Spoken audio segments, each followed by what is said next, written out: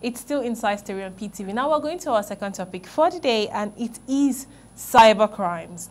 Now, this has become a serious menace in Nigeria. We don't even know how to go about it. We have Yahoo boys, we have 419, they have so many names for them, but cybercrime is beginning to get out of hand in this country. And now their operations involves obtaining thousands of business email addresses, passwords which are used to divert payments from legitimate companies to themselves. This is actually something big now. The crime, known officially as business email compromise, cybercrime are known to have made £3.9 billion in just 3 years. And Nigeria as a country is ranking third in cybercrime activities in the world generally. Now we have the Yahoo boys. You see them spending money up and down in Nigeria. You see them throwing cash about. How they get it, how they go about getting it is something that is beginning to ruin the image of Nigeria. And with me, I still have Amadin and Jerry. So now let's get to our second discuss. Let's talk about cybercrime. Starting off with you, Amadin. Let's start from the very scratch. What constitutes cybercrime? Now, cybercrime has to do with any internet-related fraud, cyber-related fraud. It goes by the name cybercrime. And you said it's starting to ruin our image. It has already ruined our image. It didn't start today. It started long ago. As a Nigerian, if you are traveling out, most of the time you are singled out because perception is everything. And the perception about Nigerians abroad is that we are all scammers, we are all internet fraudsters. And if you would want to estimate the effect cybercrime has done to us as a nation, I don't think you can estimate that. It's worth thousands, hundreds of thousands or millions of dollars. Because you see, Nigerian businessmen now are treated differently because of cybercrime. The world is a global village, and as technology improves, are you understanding me that the world becomes smaller and smaller and smaller? And there's nothing that is done because right now every internet design has an ISP. From anywhere you send an email in the world, they know what country it comes from. And you mentioned something, you said because there are people who don't spend frivolously, who engage in cybercrime. How do you now identify such people? So you see, because in a way, we still run an analog system. We have not started having cyber attacks on power grids, on government infrastructure and the rest. But still, it is still tremendous. You talked about the $2 trillion worldwide. Nigeria is estimated about 100. The president of the Senate said it last year that we are losing about $127 billion annually to cybercrime. How much is the budget for education in a year that we lose that kind of money? Cybercrime. Okay, now, do you, in your own understanding and thoughts, I still want to ask you the same question. What do you think constitutes cybercrime? Well, I think the major problem we face in the country is when the security, the internet security is porous. Okay. Our cyber security is porous. And if you look at the rating, I think all over the world, Nigeria is rated the third country. Yes. After the US and the United Kingdom, the third country is Nigeria in terms of cybercrime. And all this falls back on the porous security system that we have in the country. Porous cyber security, I mean, that we have in the country. There is no guide in our cyberspace. You see, if not of recent, you see the kind of cyber cafe springing up on a daily basis without legislation. There's no kind of security to prevent, cyber security to prevent some persons from committing crime. And I think 2 days ago, a medical doctor who turned out to be a hacker was caught by, I think, one Dr. Michael Williams in Lagos, and he confessed to crimes he committed using the ATM and hacking even up to banks. How he can hack into bank accounts and make payments without the bank knowing. You see, all these things are not giving us a kind of good reputation. Okay, now how do you think, as a nation, how do you think we can fight cybercrime? Because it looks like something that is beginning to overpower the government. So how do you think we can fight it? I think the only way we can fight cybercrime, just like the criminal who I just made reference to, the best advice he gave to us as a nation, he said, we should try to improve on our cyber security. Our cyber security is so porous. Anybody, as in when you are criminally inclined, you can easily hack into the system, and you do these things at ease without any cyber security trying to counter it. So the only way we can make a headway concerning cybercrime in Nigeria is when we upgrade our cyber security. Okay, now back to you, Amadin. Fighting cybercrime on the part of the security agency does not just require knowledge of IT and cyber, everything cyber related. Now, it also requires an upper intelligence of all these things. Now, do you think the Nigerian Security Agency has enough of IT knowledge and intelligence to fight cybercrime? No. The problem we have is that our security agencies do not have adequate capacity to be able to tackle this problem. No, aside the capacity, the knowledge themselves. Capacity also involves knowledge. Okay. Because you have to know something to be able to stop it. We don't have the adequate capacity. And it's not only our security agencies, because now if you look at the nature of cybercrime, the nature of cybercrime evolves as technology evolves. Once upon a time, it used to be the Yahoo boys that would go to the internet cafes. But now everybody is connected to a smartphone device, connected to the internet on a smartphone device. So I don't need to go to an internet cafe. I can do it with my phone. And because technology evolves, do we have a system in place such that as technology evolves, that system evolves also with the way technology evolves? Because if you look at how we handle cybercrime, up till today, the police will just enter their vehicles, go to a cyber cafe, carry everybody, and say, you people are Yahoo, begin to open their phones or open their laptops to check whether there is any mail, even if it's a legitimate business. They might look at you and size you and say, you cannot be doing a business of $2,000, $5,000, they'll arrest you. So you see, clearly we don't have capacity because we don't have the knowledge. Now, it's not only the security agencies that need capacity.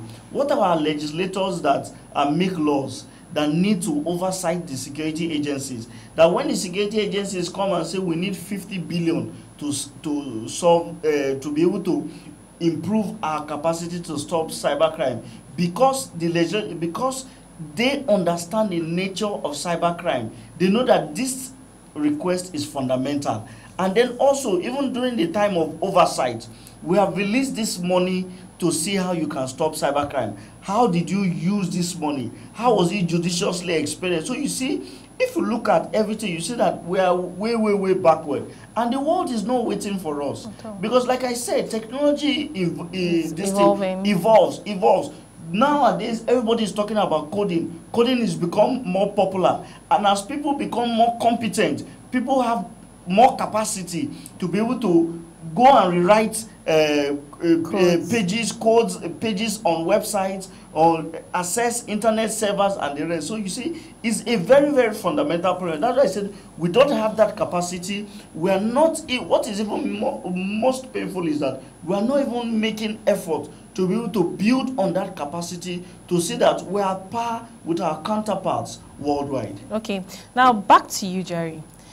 When there's a school of thought that believes that the government, when you arrest these guys, there's a school of thought that believes that they should be incorporated back into the system. Like it or not, these people are very intelligent for them to be able to go. So don't you think Nigeria should work towards that? When you arrest them, don't just sentence them to life imprisonment. If they can be incorporated back into the system, re-educated, given a different view to things, and being used to improve on our own cybersecurity in Nigeria.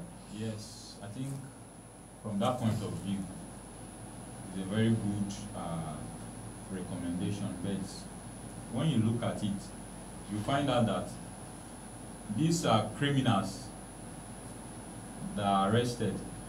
After facing their jail terms, they will come back to the society, and they will continue from where they stopped. Reason is not far-fetched. The government cannot kind of welcome them and give them a robust framework where they can practice what they know legitimately. They will still go back to kind of still go back to the crime and the misbehavior seems to grow over time, because so many other persons will learn from them, and that's why you see there is a kind of a link.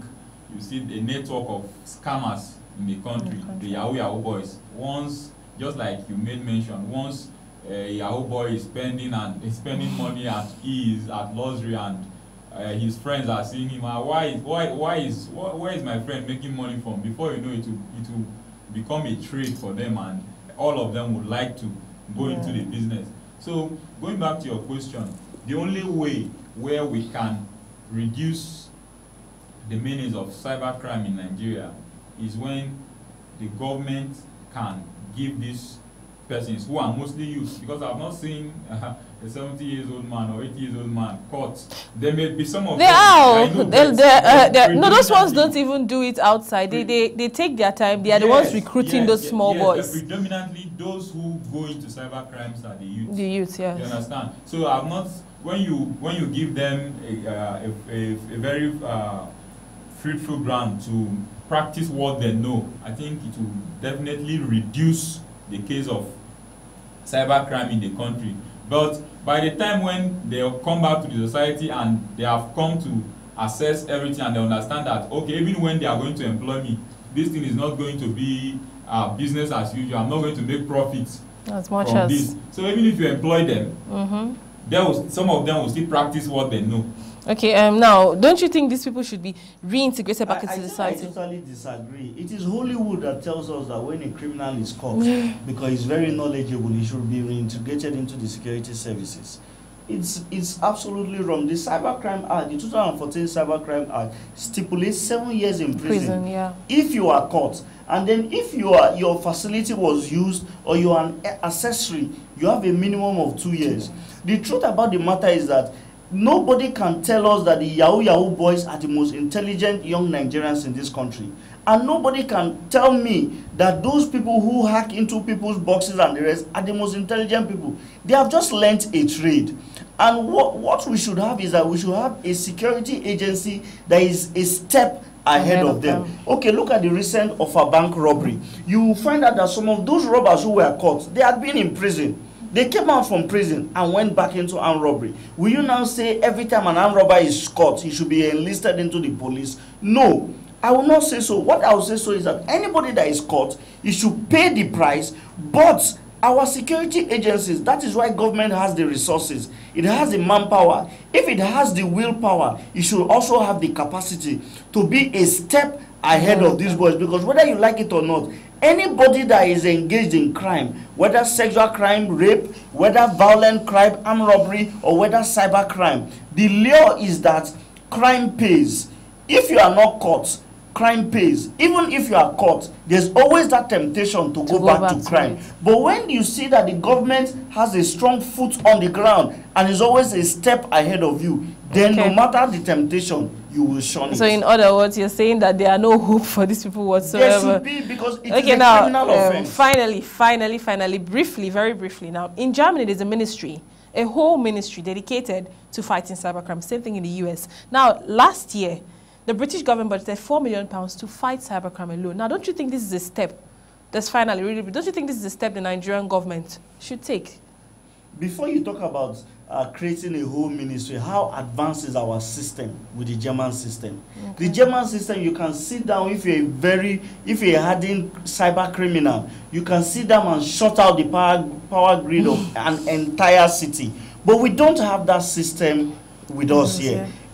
I said it earlier that we still operate on an analog system. It has its advantages, it has its disadvantages. The advantage is that right now, as Nigeria progresses, improves technologically, we can begin to build the competence of our young Nigerians. There are young Nigerians who are recruited into our security services should be able to attract the best brains, first-class materials. Who will then, let me just add, so if you now talk about budgeting that kind of money, I don't think we have reached that place level where you say we need a whole ministry to curb cybercrime. Do you have anything to add to that? I think before you set up strategies to counter these criminals, we have to understand that the internet facilities, when rampant internet facilities in Nigeria, I think from is that 2001, 2002, that was when we had a kind of full that's when you started seeing cyber cafes in most Nigerian cities. So